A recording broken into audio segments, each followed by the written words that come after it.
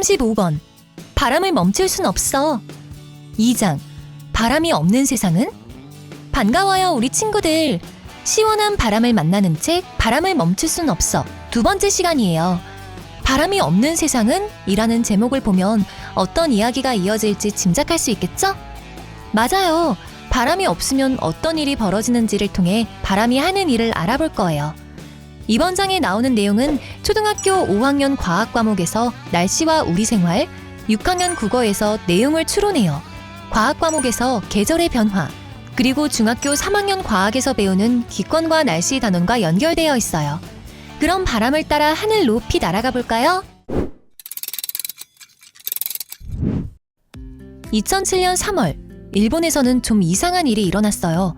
하늘에 갑자기 이상한 물체가 나타난 거예요. 외계인의 비행 접시는 아닌데 도대체 무슨 물건인지 정체를 알 수 없었어요. 그런데 시간이 지나면서 그 물체는 천천히 땅으로 내려앉았어요. 사람들은 땅에 내려온 물건을 보고 깜짝 놀랐어요. 풍선이 달린 현수막이었는데 현수막에는 일본 글자가 아니라 우리 한글이 쓰여 있었지 뭐예요? 어떻게 우리나라의 현수막이 바다 건너 일본까지 날아온 건지 영문을 알 수 없어서 모두 어리둥절했더랍니다.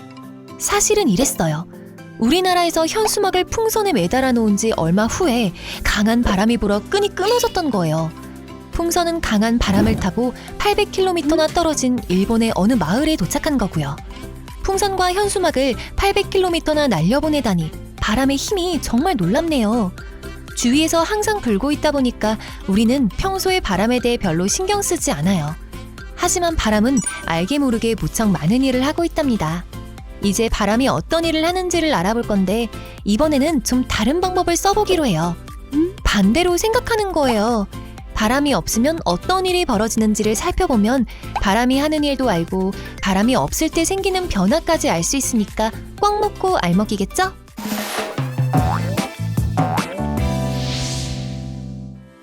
어느 날 갑자기 바람이 사라졌다고 생각해보세요. 친구들이 제일 먼저 느끼는 변화는 뭘까요? 바로 날씨가 변하지 않는다는 거예요.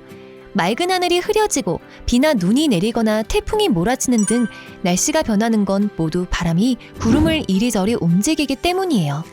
그런데 바람이 없으면 구름이 이동하지 않아서 어떤 곳은 계속 맑은 날씨만 이어지고 또 어떤 곳에서는 1년 내내 비만 내릴 거예요. 내가 사는 곳에서 맑은 날씨만 계속되면 좋은 거 아니냐고요? 땡! 비가 오지 않는 곳은 땅이 계속 말라서 사막으로 변하고 말아요.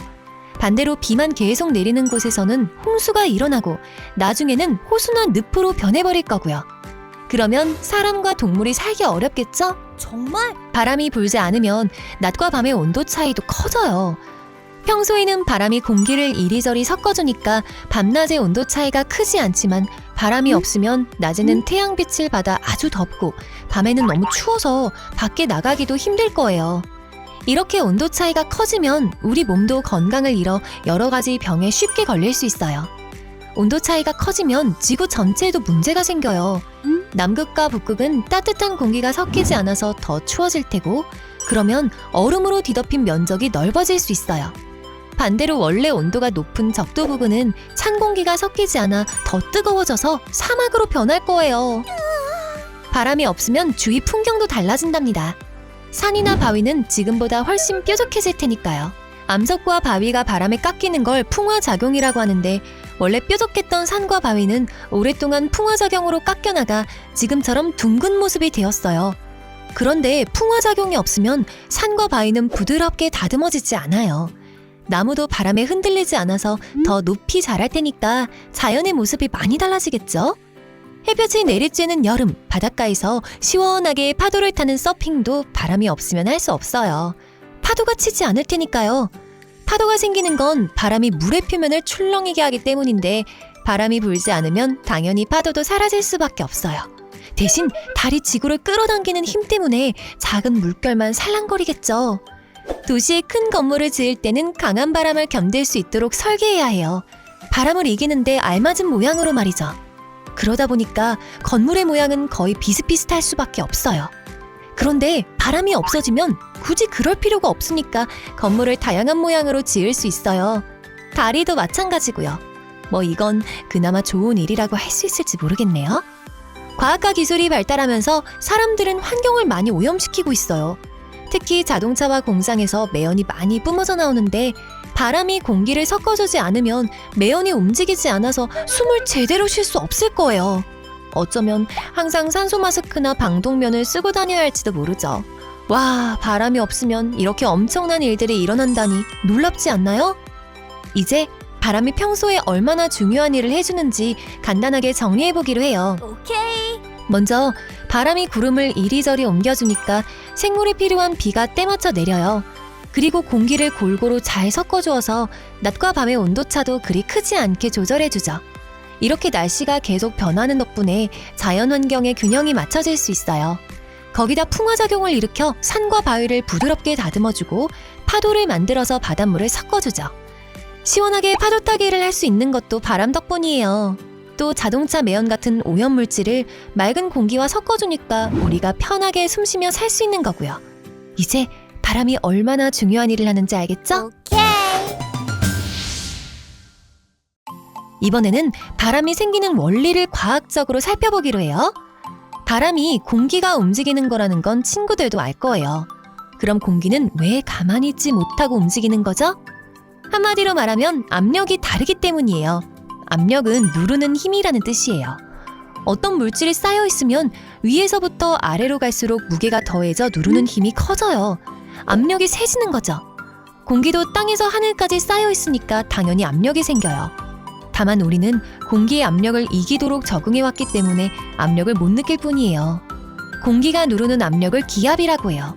누르는 힘이 강해서 기압이 높으면 고기압, 낮으면 저기압이라고 불러요. 보통 온도가 높은 곳에서는 공기가 데워져서 위로 올라가서 기압이 낮아져요. 지표면에 공기가 줄어드니까 압력이 낮아져서 저기압이 되는 거죠. 반대로 온도가 낮은 곳에서는 공기가 차가워져서 아래로 내려와요. 그러면 지표면에 공기가 많아져서 압력이 높아지니까 고기압이 되는 거고요. 물이 높은 곳에서 낮은 곳으로 흐르는 것처럼 공기는 압력이 높은 곳에서 낮은 곳으로 움직이는 성질이 있어요. 그래서 고기압 지역의 공기는 근처에 있는 저기압 지역으로 움직이는데 바로 이게 바람이에요. 문제를 하나 내볼 테니까 풀어보세요. 육지와 바다 사이에는 바람이 어떻게 불까요? 이 문제도 온도와 기압을 생각해보면 맞힐 수 있어요. 바닷가의 모래는 물보다 빨리 데워지고 빨리 식어요. 그래서 육지가 바다보다 빨리 뜨거워지고 빨리 식으니까 햇볕이 비치는 낮에는 육지의 기온이 바다보다 빨리 높아져요. 그럼 기압은 어떻게 되죠? 맞아요. 낮엔 땅은 저기압, 바다는 고기압이라서 바람은 바다에서 육지로 불죠. 밤에는 반대 현상이 일어나요.